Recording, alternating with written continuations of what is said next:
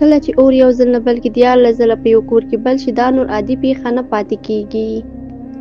دا کور د افغانستان په ختیځ کونړ ولایت کې د مرکز اسداباد ښار ته په شاوخوا 10 کیلومترۍ کې د ساګي په سیمه کې موقعیت لري.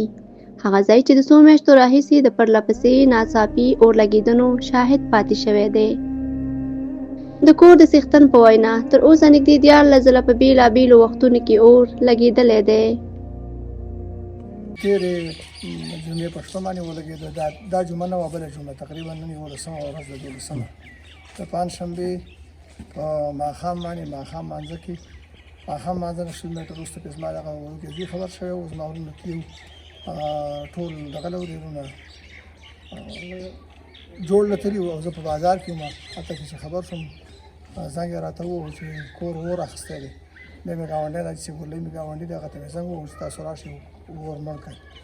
بس بیا هغې ټول زنانه و ماشومان راغله، اور یې وژلې او دغه صحنه په دغه طریقه باندې تېره شوله.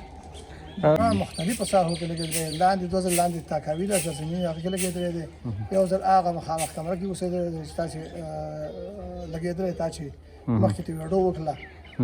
2 ځل دغه مخامخ هغه کمره کې لګېدلی چې زما خپلې کپړې او د بچو کپړې مې 15 جوړه کپړې چې دغه سامان دغه شیز ته پرتې وي او ټول ته یو ځل نه اور واچو. دا کپړې ټول زموږ مردانه دغه یې وسوځولې. بل ځل کې بیا په بله غسلخانه کې زما د بل کور والا کپړې وسوځولې. په هغه غسلخانه کې بیا زموږ د بلې کور والا کپړې وسوځولې په دغه کمره کې. بیا د غوا کمرې 2 ځل اور واخیسته. دغه صحنې یې دې ځای کې لرګو کوټه ده چې څپې کړو، لرګو بیا اور واخیسته. تقریبا 12-14 پیښې مختلفې او ځان له ځان ځای کې شوي. هغه څه چې د کورنۍ ویرې سوچنده کړې ده. د همدې پرلهپسې اور لګېدنو له امله د کور ډېری سامانونه اوس هم له ویرې بهر په خلاص میدان کې ایښودل شوي دي. موږ چې کوم اول تلفات کوم شوي وو هغه سامان چې کوم لاندې زرزمینې تاکاوي کې پروت و، تقریبا 2 غټې کولرې وې، د نور میزونه وو، کټونه وو، 15 جوړې بسترې وې. هغه ټول هماغه ځای مایع شوي وو. هغه سیند ته غورځولې په هغه ساعت باندې کلیوالو هغه یې سیند ته واچوو او باقي اوس هم موږ ته یاره موجود ده. سامان مو کور نه ایستلي، کور بیخي خالي کړی یم دی، تخلیه کړی یم دی چې نور هم موږ ته یاره شته. صرف د پرون 10 بجو نه واله یک شنبې ورځې نه واله تر نن د شنبې د 10 بجو نه وروسته تر نن مازدیګر 4 بجې او 20 منټه پورې اوسه پورې کومه پیښه نه ده شوې او دې نه مخکې پیښې ټولې مسلسل وي. ورځ کې 2 3 او یوه همدغه طریقه باندې شوي. که څه هم تر اوسه ځاني زیان نه دی اوښتی، خو مالي زیان په لکونو افغانیو اوښتی دی. د کور څښتن وایي د اور لګېدنې څرګند علت تر اوسه نه دی معلوم او د خلکو په وینا ځینې دا پیښې له جنیاتو او سحر جادو سره تړي، خو تر دې دمه کومه رسمي څېړنه نه ده شوې.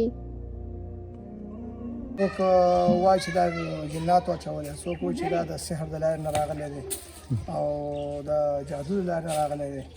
نو اور خو چې هر څه وي یا د انسان او یا د پیري د خوا نه دی. لهذا د ټول کور ماشومانو 2.5 جوړې کپړې د 17 فامیل ماشومانو یو جوړه کپړې ورته پاتې دي، هغې هم پسې سوځولې دي او دارنګې یو دانه کمره د هغې هم سوځولې ده او تقریبا دا پیښې تقریبا 12-14 پیښو ته ورسېږي 12 ورځو کې. دا کورنۍ اوس په دوامداره ویره کې ژوند کوي او هره شپه د یوې نوې پیښې له اندېښنې سره سبا کوي. وختونه اکثر ماښام 10 بجې 11 بجې 2 بجې 4 بجې ماښام مازدیګر وروسته ټیم دغه د شپې هېڅ هم نه وي. د کور څښتن له خیریه بنسټونو او مرستندویه نهادونو غوښتنه کوي چې د دې زیانمنې کورنۍ لاسنیوی وکړي تر هغې چې د دې پرلهپسې اور لګېدنو اصلي علت روښانه شي. نو غوښتنه مو دا ده چې دا کار الهي او یو آفت دی او آفت چې راشي خامخا پکار ده چې حکومت هم د هغې تپوس وکړي، بنسټونه والا هم د هغې تپوس وکړي. نن ساعته پورې هېچا زموږ تپوس او زموږ اواز یو ځای ته هم نه رسولی، ولسوالۍ ته هم اطلاع ورکړې د هغې. پوښتنه لا هم پر ځای ده، دا اورونه ولې او له کومه راځي؟ شمس الارزی، زیرک ټي وي، کونړ.